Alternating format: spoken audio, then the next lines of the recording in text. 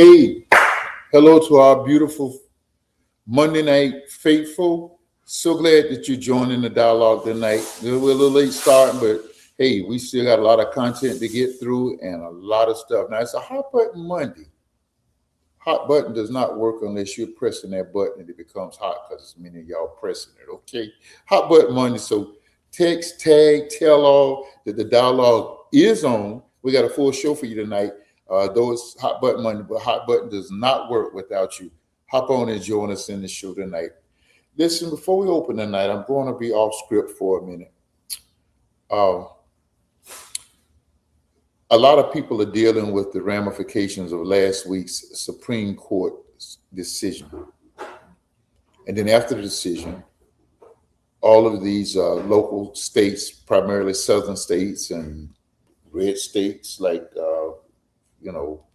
Missouri and states like that have who traditionally vote red, governors are now pausing the election cycle so that they can even redraw their districts again, giving a further advantage to the majority population, currently the majority population. I guess I want to do two things with this. If it's possible, I want to appeal to good-hearted people of all race, religions, creeds, and kinds. The 1964 Voter Rights Act was put into place so that the disparity was shortened between, primarily at that time, Black people in southern states and other states. It was looked at as a landmark decision because it gave us a chance to live out more faithfully to the tenets of the U.S. Constitution. 60 years later, well, 57 years later, the assault started. 56 years, the assault started. And when that assault started on through the Supreme Court, it left some people in suspense. Many of us knew that there would not be suspense because once Article 2 of that amendment was stricken down, which did happen last week, then that meant that African Americans and other minorities would be tremendously, their opportunities to occupy office, they have a strong say in districting, that would be reduced on a seismic level.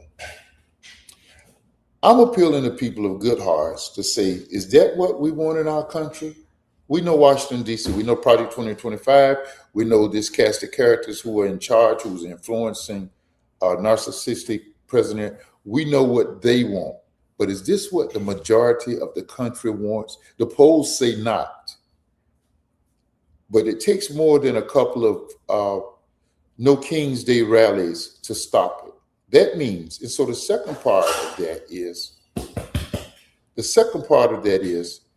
and I'm speaking to African Americans, Hispanics, Latinos.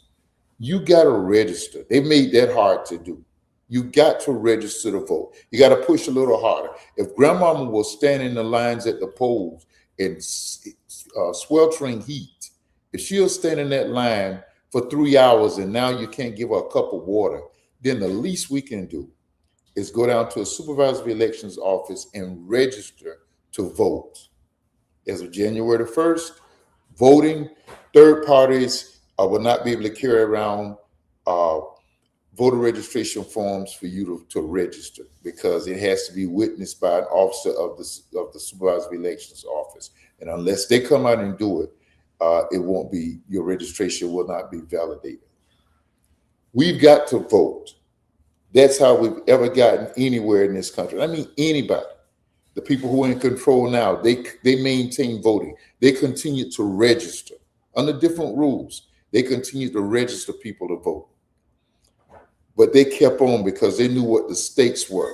And they kept fighting and they kept pushing. And now our state, Florida, is no longer a purple state, is a solid red state.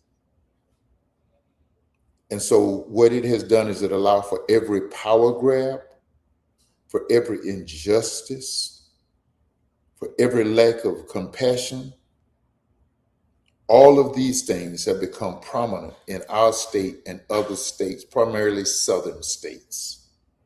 So I'm appealing to people of good hearts. The only way that this will be overcome is at the ballot box. I'm not going to use this forum to advocate any other fashion. We know that's a tried and true method. 2008, 2012, we proved that. We've got to go out and register and vote like we never have before. And you know what? We have to vote knowing likely that we won't see this change, the reverse of this tide, and maybe democracy, the fight for democracy taking a turn back for the well. We may not see that again in our lifetimes. But just like we put monies aside, just like we put properties aside, we have inheritance. This is just as important for our young people. We've got to fight. We've got to fight primarily at the ballot box. Please, ma'am, please, sir, don't let an opportunity go by to register to vote and to follow through and vote and to advocate with others. That's how we're going to turn around the Supreme. It's no sense in us being surprised at that 6 on the court, and of the 6, there's one who has never, ever, he was selected to the court in the first President Bush's administration in 1980. What was he? Yeah, 1980, 89 to 92. He was put on the court, and I'm talking about, you know what I'm talking about, Justice Thomas. If he sticks around, this administration will put somebody else just like him. I can't imagine anybody else being that. I don't want to use language, but I can't imagine somebody being as anti-black as this guy is. That's the nicest way I can say it. A black man, supposedly. We understand the others, but him. So what I'm asking, please, ma'am, please, sir, register, vote. Register right now so that you can vote in the primaries, in these upcoming primaries, and in the general elections. We got to get governors in office. We got to get state legislatures in office. We got to get city councilmen in office, mayors in office, and we've got to get United States congressmen. I heard, and I don't know how true this is, that at the rate that we're going, there will not be any black congressmen in the next Congress that is elected in November of this year. How tragic is that? How tragic is that? We've got to vote. And I'm appealing to every Floridian. I'm appealing to my Latino brothers and sisters. For whatever reason, you grew up in households that always voted to the party that's currently in power. Maybe it was the Cuban, the Bay of Pigs incident. That's what I'm told. But we live in a different era. We live in an era where there's a group of people who does not care. All they want is power, and they put their feet on anybody exerting that power. And we are the ones who suffer as a result. So I'm begging you, please register and please vote. Let me look at some of the comments before I move on. Yeah, Preston, we know it's money. It's money, but it's also about power. It's not just about money. It's about power. Because if you got power, you can make money. That's what they're showing now. You got power, so you got a president who can go over to Saudi Arabia and make a deal where he becomes a billionaire all over again because this Congress won't put the constraints on him that's supposed to be over a president. So that's what power is, to silence a whole body of government. The legislative branch is just mute. And if we don't go out and elect and vote in numbers and in droves to overcome the power of this redistricting, we'll be back at it another 2 years in November, and God have mercy on us. Yeah, look at the brainwash. Look at this brainwashed liberal. Okay, Glenn Benton, I'm a brainwashed liberal. What are you? a right-wing conservative zealot? Just asking. Just asking. All right, let's get on with the script, guys. The dialogue is gonna maintain its professionalism, but I'm asking you, you got to get out and vote. Okay. So the big news today internationally, I saw this about 3 or 4 o'clock in the morning. There was some shooting going on in the Strait of Hormuz because apparently Iranian ships were trying to prevent other ships from getting through the straits. The straits where we have a blockade, which is supposed to outdo the blockade by the Iranians now, and we're supposed to be safeguarding ships through the channel, and we're doing this after two threats have been made, and we made two ultimatums about a deal, and that just continues to go on and on and on. So supposedly, and put the post up, please, ma'am. Supposedly, the president was overheard saying, well, no, this is the president said he would blow Iran off the face of the earth if they target any U.S. ships. We've heard threats before. We've seen them not carried out. We've seen what is it, Taco? He always chickens out. I don't want to call his name. Okay, that's what happens. So the ongoing U.S. Navy blockade, he has called on the Project Freedom. He said the ongoing blockade is one of the greatest military maneuvers ever done. Well, if it is, it's sure not getting a lot of ships through the straits. We still got high oil prices. It hadn't helped the world's economy. It's still the economy is still strangleholded. What gets me, and it has gotten me since the election of 2024, is that we know what a narcissist, untruthful, and all of that our president has proven to be now in 2 terms. It's to the point now that you don't even listen to what he says, because it doesn't matter, because it has no integrity, no truth behind it.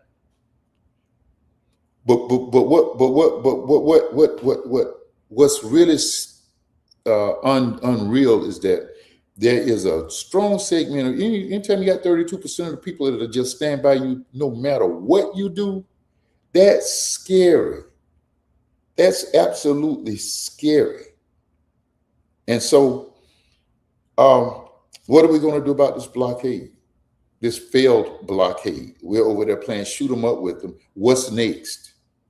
That's Iranian territory, by the way. That's not U.S. territory. Those are not international waters.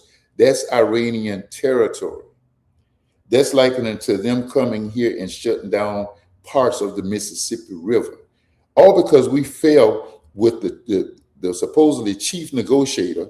Where is the poster for this? Thank you. The chief negotiator is unable to effect a deal with them and to obtain a ceasefire in this war, where the original objective was to go over and shut down their nuclear program. We run out of sorties almost. We got missiles of $1 million a piece. We've exposed ourselves militarily, and everything is still in place. Nothing has changed. One man was killed, and his son, who has the same theocratic mindset, and his followers are in place. And this president does not even know, this administration does not even know who they are communicating with. That's why he won't send anybody over there. He says it's a waste of time. We can do this over the phone, because you don't know who you're dealing with. A person who does not value intelligence, military intelligence, who does not value these types of things. Oh, boy. So this is where we are. A couple of weeks ago, we heard him say a whole civilization will die. You can only threaten a person so many times, and particularly when you're dealing with people who do suicide bombings and that kind of things. You threatening them is not, it's going to lose its effectiveness. Let's move on to the Senate housing bill that was passed, by the way, bipartisanly, by a bipartisan vote, 90-10, if I'm correct. This president opposes it because it's got provisions in the bill that requires institutional lenders to sell off single-family homes that were built for the purpose of rentals after 7 years, and he does not align with he does not align with the focus on housing priorities. Well, let's just take a second and dissect that. If you don't align with housing priorities, what is the largest budget item in most of our budgets today? Is it not housing, whether you're renting or purchasing? We're not talking about the $5, $6, $7 average we're paying at the gas pump. We're not talking about the prices that are spiraling at the grocery store. The $40 that used to could get us through a few days before this war, before this administration, won't even get us a night's meal hardly now. Maybe I just eat too much, okay? All right, but this is what he's doing. So let's look at some of his things. He says it's the disposition requirement that he's against. Now, supposedly, he was overheard saying, and this is what bothers me. He was supposedly overheard saying, I don't give a blank, explicative with the S, I don't give a blank about housing. That's consistent with him saying that it does not align with his economic priorities of the day. Because you're staying in a house that the people bought. You're staying in a club that you own and can pay for many times over because of the deals that you made with foreign countries and the oil that you're trying to take as president of the United States. But Joe Q citizen, one of that 32% who votes for you, you can darn sure believe they're dealing with it. And another ramification is that he says it's not his promise, his priority. He's focused on other economic policy, like the one from the big beautiful bill. So what are you trying to get more money for billionaires? What's wrong? Is it not happening fast enough? Where's my boy who said that I'm a brainwashed liberal? What do you got to say about that? Respond. Keyboard cowboy, go ahead and respond to that. Okay. And then he says another reason he doesn't give a blink about housing bill, which affects all Americans, is because he's saying that he's not going to deal with that until Congress deals with the SAVE Act, the Save America Act, which is a further extension of what this governor just did in Florida and many others have done and are doing and are now going to make even worse since the Supreme Court's decision came down. He wants that on the federal level. And don't give me that about all people have to do is have an ID.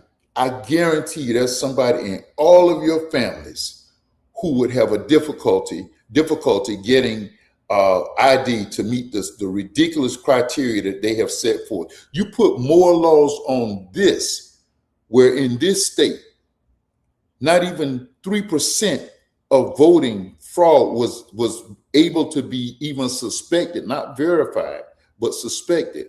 And of that 3%, it came from the dominant party because of snowbirds who came down here and voted twice. But gun laws, we can walk around like the Wild Wild West with guns on our side. Thank God you're seeing businesses that says no open carrying here. You never know what some clown is carrying on his leg or on his side, on his chest. You never know that anymore.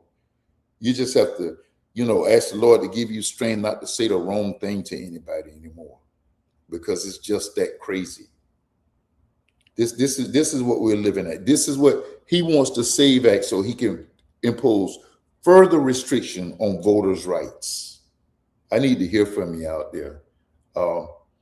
This is a complete, okay, it's BS. I don't know where he says it's BS coming from the perspective of what they're doing or what we're experiencing. I don't understand. I wish Tim B 7762. I wish you step forward and speak more on that. Now, goodness knows I'm trying to get over quickly and have some fun and talk about some fun stuff. But this one strikes closer to home. On Saturday, Spirit Airlines shut down. Spirit shut down. And what the government was imposing on them is they went to the government seeking a bailout possibility. The government wanted 90% equity stake into their corporation. 90% equity stake in their corporation, which basically the government will own. And in exchange, you're going to hold off their creditors. Government owns. That's not a bailout. A bailout is an assistance so that a private company can recover and have an opportunity to make it. You just bail out billionaires in this nation. You just cut their taxes ridiculously low. And don't give me that when billionaires' taxes are cut, then it trickles down to the private section. We've been waiting from the trickle down effect of the Reagan tax cuts of the 1980s. He just wasn't as bold as this group is. But this is what you do. So here are the ramifications. We live right here. Dania is just 7-8 miles from where I'm sitting right now, Dania Beach, Florida, which is the home of Spirit Airlines. And am I a fan of Spirit? No, I got long legs. I can't sit crunched up like they crunched you up. But most people could. I'm an anomaly. I'm on the outlines of that. And I'm about American corporations succeeding, because when one shut down, a threat to one is a threat to all. So some of the things that it has done is that it caused passenger chaos. We were watching the scrambling on local TV the other day. People scrambling that were looking to get back home Saturday. Thankfully, other airlines kicked in and worked out deals and tried to get them. And I don't know, hopefully everybody's home for what happened. One man was getting ready to take his last flight. Thankfully, a competitive airline gave him a last flight and flew him to his home. His home, and at that airport, they gave him props for his career, even with the competitor. There's a shift in the industry. A loss of any low carrier emboldens or gives opportunities to the regular ones to just escalate their price. Now, remember, prices escalating naturally because of the oil prices that are brought on by this war that has not been declared, and that Congress does not have the wherewithal to force the administration to take a further stance on that. Job insecurity, 17,000 people with one decision lost their jobs. Now you can say that, okay, companies need to run well, they need to run efficiently. Yeah, that's always, but the government has always, what would happen if we didn't bail out the auto industry? Germany and Japan, other places would run this industry. You think they have a stronghold now, they will own the industry. They will own the industry without having to make any concessions about factories and everything being here, because they would be the only show in town. And that's what you would, in essence, done to the airline industry. Now, in all fairness, it was the previous administration that didn't allow the merger with JetBlue. It was the previous administration who didn't allow the merger with JetBlue. But when push came to shove, and we needed to save the auto industry, Presidents Bush and Obama came together, and now the auto industry is now making it. And that's what should have been done for budget airlines. But that's where we are. That's who we are, and that's what we do. Listen, let's go to break. I'll be right back.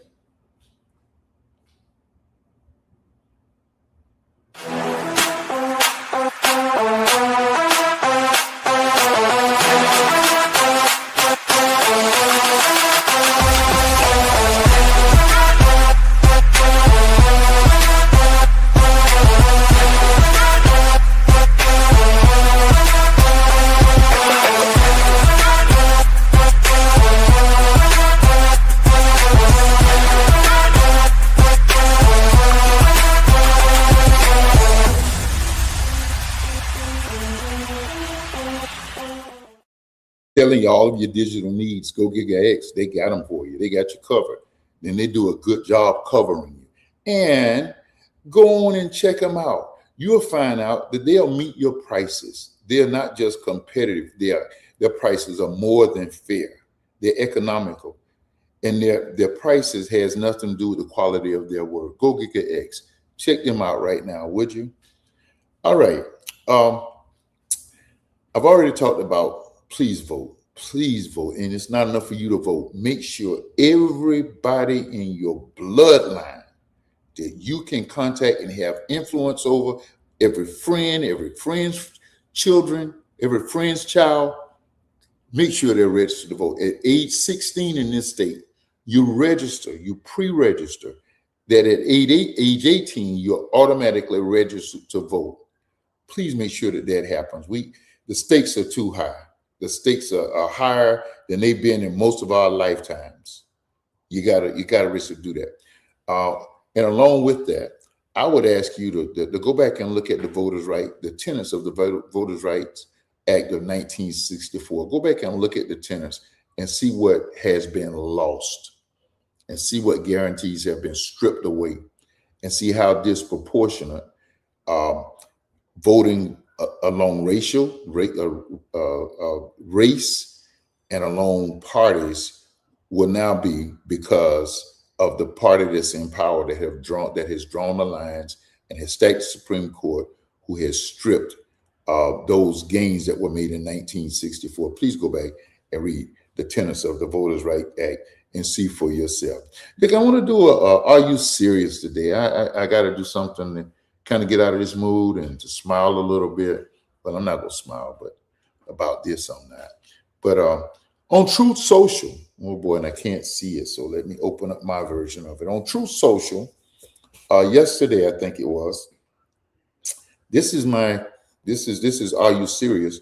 But it's also our look at Orange Madness tonight. This is our look at Orange Madness, and this is what we're looking. Okay, now I cannot find my version of it. Let me go back over to okay. Look at what was written in a nation. I guess I'm being contradictory. So Dozie, are you serious? You're even taking the time to deal with this when you know how narcissistic the author of this post is? Well, it's not really for him, but it's for his followers. Are you serious that you continue to support this? You refer to Julian as a true warrior, but you've abandoned him. You don't even mention him. You have distanced yourself from him after all of the lawsuits that went down. And if the Attorney General's office had moved faster, he would have been gone. I mean, you would have been in prison, and he would have maybe likely also. He has been sued. That suit has been, those suits have been held up in the state of Georgia, and he has lost many of his prized possessions because of the untruths that he told. Oh my goodness, if we could get some of these courts to stop stalling around with you. Are you serious? He says he's the best mayor in the history of New York City. We'll give you a chance. We'll put that up for debate. But by far, I don't think so. Here's where it gets crazy, though. He says that what a tragedy. He's been treated so badly by the radical left lunatics. Well, let me say this to you, Orange Madness. During the previous administration, you did not have the partisan stacking of the Department of Justice or the court system like we have now. I understand that's the effects of that. These are the effects of elections, and that's why I'm appealing to our people to vote. But are you serious with all of these Kash Patel and the people he's appointed, the people he's removed because they had some integrity, and you're saying that they're all radical left lunatics? Are you serious? Democrats, all. He was right about everything. You can honestly put that in writing. Are you serious? Tell us what he was right about. Tell us. Okay, he was strong on what transpired on in January 9/11. He was very strong on that. Kudos. President Bush even was strong on that. Kudos. Thank you. But that's just doing what Amir should do. He was right about it, and he was right about everything. I guess if he was right, I guess you've never been wrong. Well, that's narcissistic. Are you serious? He cheated. They cheated on the elections, fabricated hundreds of stories, and did anything possible to destroy our nation. And now look at him. So sad. Are you serious? Can you really say that in print? I can't deal with it anymore. See, I can't look at it anymore. I can't look at that. I hope my buddy early is looking at Truth Social. Yes, he has, David. He has lost all his homes. He has. Madman and a crook, absolutely. Absolutely. I don't know if that's my friend Lord, but that's absolutely the truth. Oh, he was a fabulous mayor. Okay, Tammy. Tell me something fabulous that he did outside of doing what every American who had the ability to step up and try to help this nation recover after 9/11. He did it locally. Tell me what else he did that was so fabulous. Tell me what he did post his. He ran for president. He did not win. He didn't even qualify.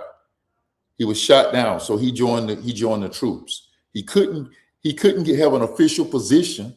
He was like the standby a private attorney for that president. And then when the lawsuits went down and he was sued and the suits lost in the appeals, that president dished him like old newspaper. But tell me what he did. What was he? How fabulous was he?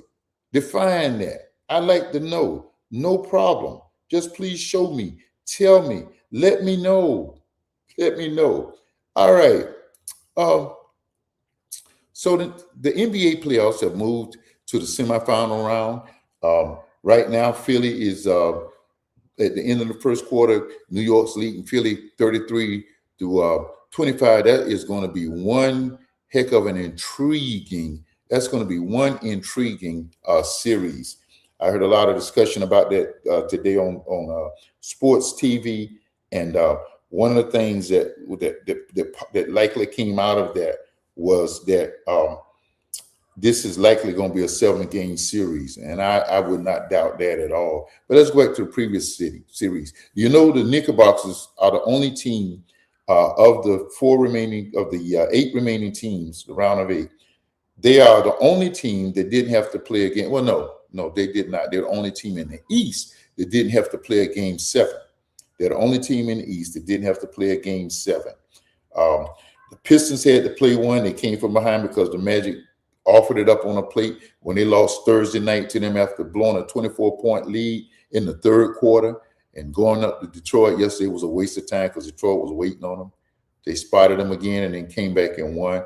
Their coach lost their job as a result of that team's failure. I know that the Magic had injuries all year and they were trying to get it together, but you cannot blow a 24-point lead in the third quarter of a closeout game at home when you don't have when there's not a serious injury to do that. What you have to do what the Cavaliers did.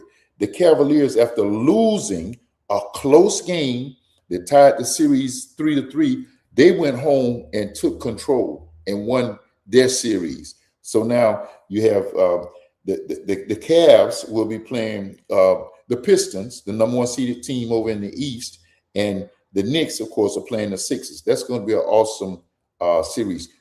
Sports fans, weigh in. Tell me what you think about the Eastern Conference. Let's go over to the Western Conference.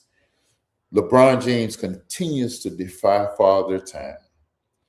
Did I say defy? I mean totally defy Father Time.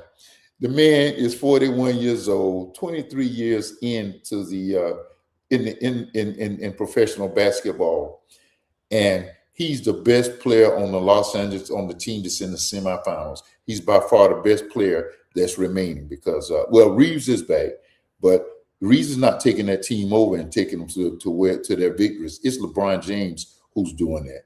And you're talking to a Heat fan who Really didn't like the way he treated our administration and left the way he did. Kudos to him. He went to Cleveland and won that title. You just had to respect that. But uh, he is now at this age, and I would like to just hear somebody say, is there another athlete past 40 or 41 years old that's as effective in any sport that they participating in as LeBron James is? I was a big fight fan. Ali, Frazier Foreman, um, Sugar Ray, Leonard Hagler, Duran. I was a big fan of the fight game, but not too many of them. Fred Foreman was able to just stand still because of his sheer power and knock some people out, get a lucky punch in. But as far as actually at a prime, is I won't say LeBron's in his prime, but he's not too far off of it as the competition. Houston, who they beat 3-3, was it 3-2? Man, I just don't know about that. I hope Adoka does not lose his job over that. Kevin Durant has not won a series playoff. He has not won a championship except with the Golden State Warriors. The closest he came to advancing towards a championship game was several years ago with the Brooklyn Nets, and people say it was the size of his shoe that caused what would have been a series-winning basket to be a two-pointer as opposed to a three-pointer. He hasn't done anything since then in a playoff. Or let me say this, he hasn't been able to take a team. LeBron James, on the other hand, when two of his stars went down, look what he has done. At the week before the playoffs, as a matter of fact, he took what was there. Even his son has stepped in it. They got an alley-oop basket in the other night. Remember, I ain't the biggest LeBron supporter. I respect his game. He's probably number 2 of all time. I don't have no problem saying that. The other game, which is the second game tonight, the Timberwolves and the Spurs. That's going to be one heck of an interesting series. Ant-Man is out. I understand he has been upgraded to a questionable status as opposed to being definitely out tonight. But we just don't know. That team showed remarkable resilience in just shutting the Joker down. Rudy Gobert, man, kudos for your defense. And I almost hated to see Jamal Murray with the game he played. And I was pulling for the T-Wolves. That was my team when I lived up north. We would go over there and see them play. Madam Producer would be right there with me. We were there when Kevin Garnett broke in. Kevin McHale sent Leitner packing. The headline says, "See you, Leitner." So I've got a history with the T-Wolves, but they proved themselves. There's some young Lions and some aggressive Lions, and they took down a powerful Denver team. Now, to their credit, Gordon was unavailable most of that series, but the job they did on Jokic and what they did on Murray the other night was almost just sad. I hated to see that. So we're going to see them now against Wembyana and those stars around on the outside. And that's going to be an athletic series. We're going to see how that comes out. It's going to see how strong can Rudy be, Gobert, how strong can he defend Wembyana? We know Rudy is not an offensive center, but can he help with assists? Can he help with pick and rolls and those kinds of things? That's going to be a very interesting series. Lakers, man, if y'all win 2, kudos to you. Because that Oklahoma City team, them right there are some lions, man.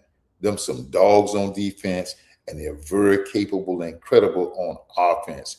Shai Gilgeous-Alexander, that boy he's no longer a young pup.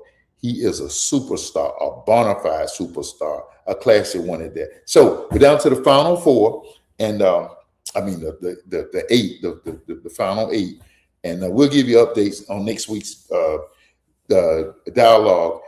Some teams should be 2, maybe some heading towards a 3-game lead at that point, and we'll see how this thing is going to shape up maybe a little further. All right, so I want to talk about the movie Michael. It has, I don't know if you had a chance to see it. Hopefully we'll get a shot at it maybe tomorrow night. We'll get a chance to go see it. But let me tell you what it has done. That movie has now. Will I have a chance to do that? Yes. Um, it has now grossed. It's it's already the number two musical buyout ever. It has already grossed in 1 week. It's already grossed $300 million. $300 million. It's been so successful that they have already started developing Michael 2. I don't know what are they going to do with that. I don't want to give too much of the movie away from what I know about it. I don't know if that's going to be a sequel about the years up until his passing and his post passing. But that's what they're doing. Um, the reception is had mixed critical reviews, but just from the entertainment purposes, people have seemingly very much enjoyed um, Michael the movie. Um, it's kind of a sanitized narrative of a regular biography, but it has enough entertainment value to keep everybody's interest in the plot. Is fast moving. Um, it launched globally at $200 million right away, so it is really doing. Now, one of the controversies about Michael is that it doesn't deal with the allegations, and I don't know how I feel about it. I don't know how you would feel about that. It doesn't deal with the allegations that were launched at him, and and the producer says that was because of legal reasons. Uh, they didn't deal with any of those things, but it has a great cast, and I see where Neil Long is contemplating or has launched a lawsuit because she was told that as the movie progressed, she would be making a salary for it, residuals or whatever that would be more commensurate with what the stars and playing playing Miss Jackson. You think she would be considered a star, but it's well on its way. And so I'll give you a better update when I've laid eyes on it before. I expect it to be better than the biop that came out. Well, it wasn't a biop, but the movie that came out after Michael passed. The tapes. I mean, the videos of the rehearsals and the behind the scenes of that. So we'll see. This his nephew playing the part, as you know, and I understand this kid did an outstanding job. Tomorrow night I'll be able to show you. Listen, I'm getting ready to show a video, and we're getting ready to get out of here. But you know what? Let's go ahead and do that video now. This kid, I'm slow to the dance. I understand this is he has been doing this. This is not new, but it's been new to me. But it's so compelling. There's this kid that goes into. I say kid. He may be somewhat old as I am, but I doubt that. But he's moving up to his. He goes into Walmart stores and Sam's Clubs. And I saw him at a Publix store, and he's been to the Eiffel Tower. He goes to amusement parks, to carnivals, and other department stores. And what he does is that he goes in there, and now he has a troupe. He has some other people that have spawned out to dance with him. He'll go in there and he'll start a dance. I'm sure he has permission. I want to try to get him on the show. It would be so great getting him. And I know he has permission. And his camera crew follows him, and he engages the employees, but really the patrons of the store. He engages them, and I have not seen too many people who look disgusted or anything like that. It's very entertaining. His thing is joyous vibes, is what he calls what he does, and what I see, that's what it is. I know at some point there's going to be some legal issues or something like that. Oh, this kid was born in 2001. He is young, 25 years old. Those will be the kind of things that will happen. And he's a Floridian. He's African by the name. His name is Pa Gaizi Iko. I can't say the last name. Ansar. And I think that he's African. He's a TikTok sensation. He has over 1.4 million followers, and he started these Vibe videos in 2020 during the pandemic to counter the social distancing and the division that was going on from Washington and all of that kind of stuff.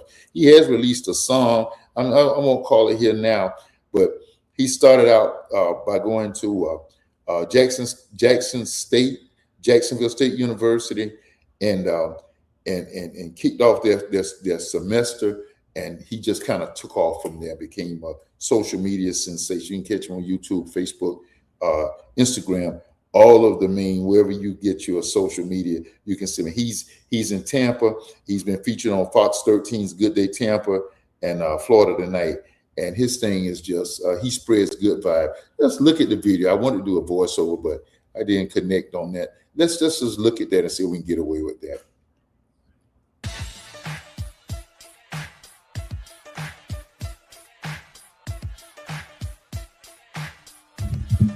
Unmute.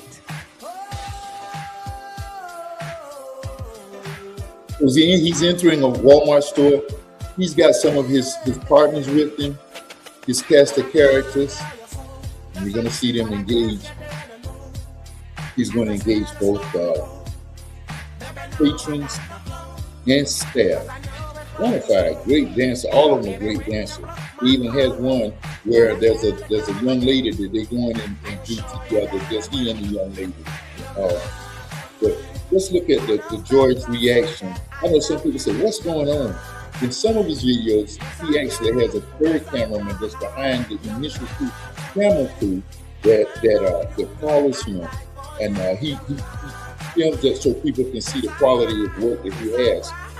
And it's so interesting that when he gets ready to push over, like relaying the camera action from him to one of his partners in crime, he has where he just throws it in like that. And then when he wants that cameraman to go forward, he does that. He has a way of discreet that I've just seen so many videos now that I know. I know what he's doing. Look at the joy. Look at the surprise. Look at the smile. Look at the dancers being engaged with him, and you'll see what's the joy. That's what it is about. And I'm sure during the pandemic, it must have had an incredible. Like I said, I'm slow to the party, but if this has half of the effect on me from a distance, watching on video, that has for people going under $200, especially now. George, he's more threatening. He'll only throw his hand up for a high five if you will. You won't do the bump. You can simulate the bump and get his contact. He stimulates those. I'm wondering how will he be able to do this? How far will he be able to get away with it and continue to entertain and create joy? The page he goes under the moniker Swisher 3X. Swisher, SWISHER 3X. So it's actually Swisher 3 times. He and some of those guys that are dancing with him, I've seen them have to go on their social media posts and so people hack their account. And I don't know if it's monetized and you're trying to get into the fanfare, the money, or whatever it takes. He's letting them know he put his mask off because he don't see his face. That little keeps with the joy factor, especially on the video for those of us who see it primarily on video.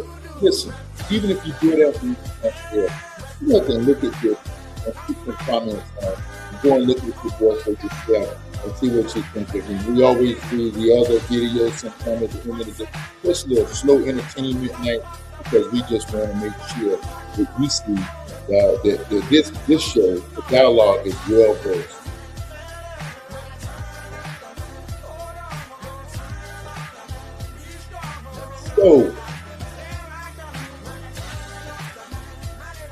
So as I see it, so as I see it, we live well-rounded lives, right? So our day needs to be well-rounded, and this show tries to be well-rounded. We try to show news. Guy earlier said that I was, what do you call me, a liberal, some kind of liberal. Well, if I got to be liberal because I think an injustice is against a group of people, then I guess I am. You can put any name on me you want, progressive, liberal, whatever you want to do. But I'm about fairness for all people. I gave that administration its props And I have no problem giving them their props when they do right. But as I see it, there's a whole lot of stuff that's going on that does not look right to me. And I think if we were fair and objective, we say the same thing. Hey, there's a lot of sports going on, sports news, but I'm a basketball fan, so I'm kind of mashing down on the pedal and just wanting everybody to enjoy. I'm not there's one of the networks that has the basketball contract. I'm infuriated because you got to come out of it because it's an Apple. Most of our TV systems, you got to come out. You can't change stations and those kinds of things. You can't back it up easily and those kind of things. But anyway, I'm a fan of the game. I'm going to watch it wherever it's posted. And I hope you enjoy it too. And I hope you enjoy our commentary. Oh, I missed Jaylen Brown. We'll talk about him on next week. Jaylen Brown was very disgusted and he accused, we'll talk about him later. We missed it, but I missed it. We'll talk about him. But go out and see a movie. Enjoy yourself. Look at these videos. Enjoy this young man. There are other videos, the escrowages, and that's kind of a craze on social media. Take a chance and do some things that will bring smiles to your face. They made me smile and laugh last night when I was already in bed and sleepy and sleep, dropping the iPad, but waking up smiling when I saw those videos playing. Dialogue with Dozie. Thank you for joining us. Listen, we want you to go out and have the best week you've ever known to have for the balance of this week. Don't let none of this stuff get to you, but take appropriate actions. We love you, Dialogue with Dozie. We out.